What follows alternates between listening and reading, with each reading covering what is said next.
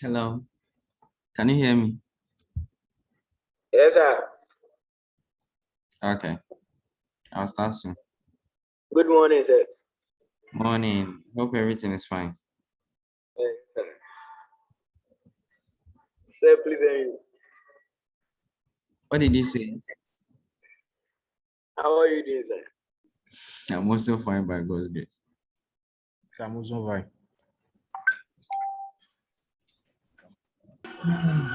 Okay.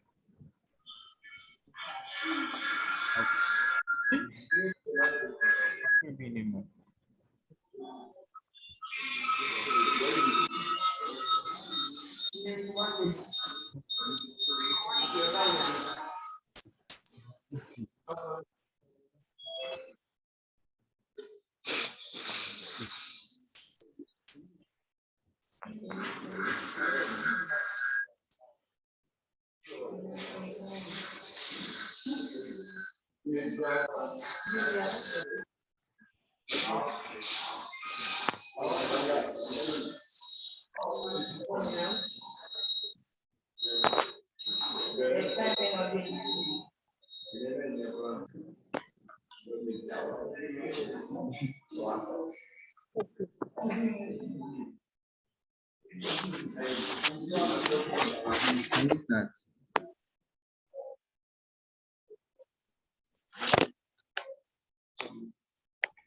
Can you see my screen?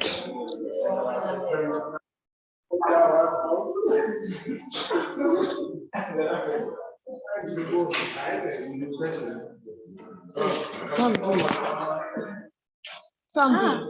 You know your voice is. Come on, Mucho. Mute the thing. I'm not using it. Our voice are going inside.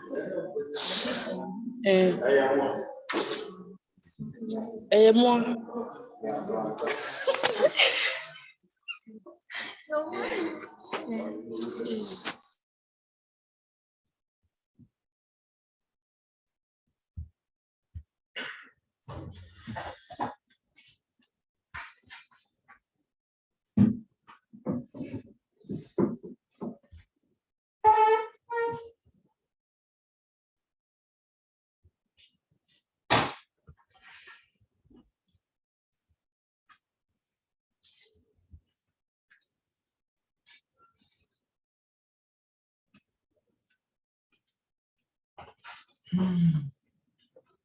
Okay, I believe I can start now, right?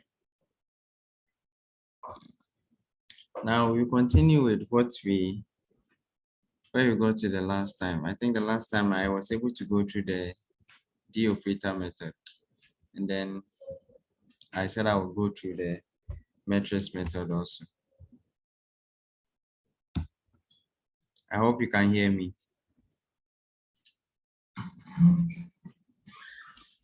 Okay. Now, with the matrix method, we are going to put it in this form.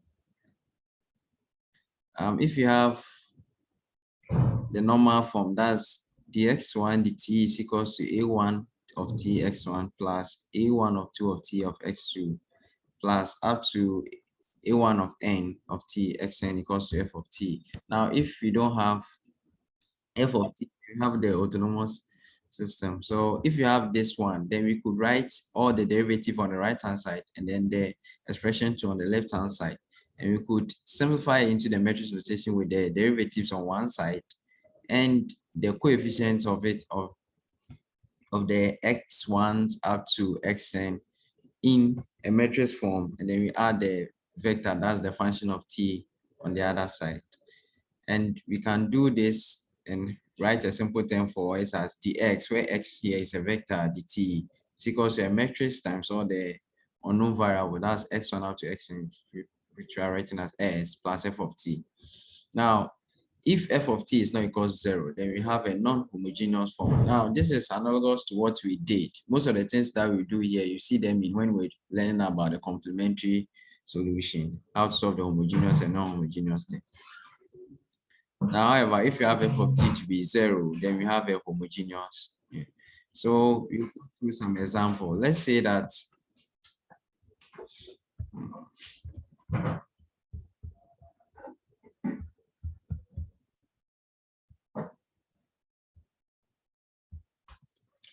I have this matrix. Let's say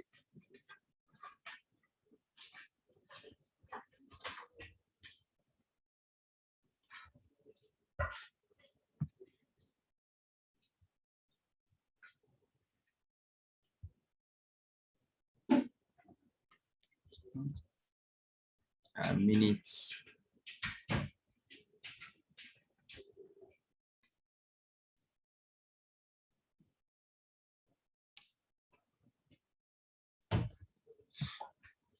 Let's say we have the first one, which says we have the x dt is equals to x plus y minus e minus t.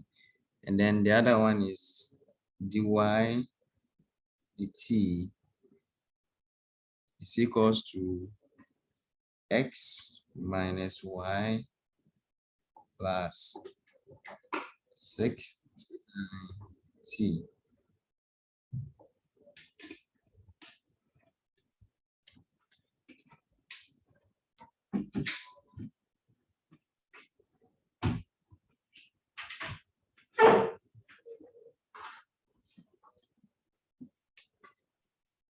Okay, so that's the example over here. Now, you can easily arrange it using the coefficients in here are 1, 1, and then 1 minus 1. So you have your dx dt and dy dt on one side, and then your 1, 1, and 1 minus 1, that's the coefficients of x and y on the right hand side, multiplied by the unknowns x and y plus e minus t 6 sine t.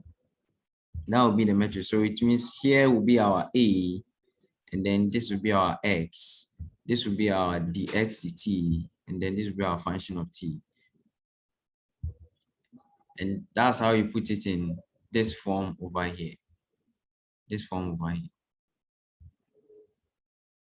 Now, there are other examples, but I wouldn't go through them. Now, if there is no function of t in there, it becomes just ds dt is equals to a times x.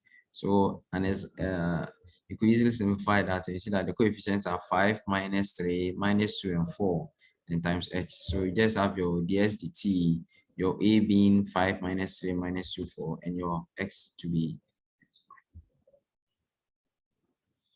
Okay. Now, we want to talk about the solution. Now, if you can find a function here, we want to say if a vector function u that depends on both x, y, x1, x2, and x3, depending on how long the vector is or the order of the system of equation, then you have a function of a vector. If that function satisfies the differential equation, the system of differential equation, then we see it is a solution. So here, if you had maybe dx dt is equals to ax plus f of t, then if you satisfy, then when you substitute it, u prime of t should be equals to a times ut plus f of t. So we can do an example as if we had s prime is equals to 5 minus 3 minus 2 4x. This is the example that we did. We converted to this form. Now, the vector, we are saying that 3e raised to the power 7t minus 2e 7t is a solution to this equation, meaning if I differentiate it with respect to t for the vector here, and then I also replace it here, I should get the same thing on the right hand side as the left hand side. So differentiating it, you see that I get 21 e70 and then minus 14 e70. Now, if you multiply the metric and then the original solution, you get 21 e70 minus 14 e70. So by that, we know that the right hand side is the same as the left hand side, so they are the same. So this solution, this u function u of t of is a solution to a system of equation.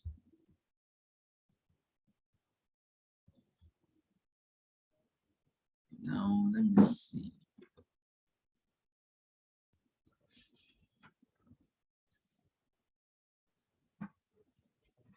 Okay, I think no question yet, so let's go on. Now, just like we did with the complementary solution, we are saying that if you have two solutions to the system, that's U and V, are solutions on some interval, and you also have constant C1 and C2, then you can form another solution, that is C1 the U plus C2 the V is also a solution. And I think I discussed this in the first time, which we're using the principle of superposition. Okay, so it gives an example. Now, this is true as long as the solutions are linearly independent. If the solutions are dependent, then we can't use them. You remember I said that if one is a constant multiple of the other, then they are dependent. So we don't want to use the linear dependent solution, but rather the linearly independent solutions.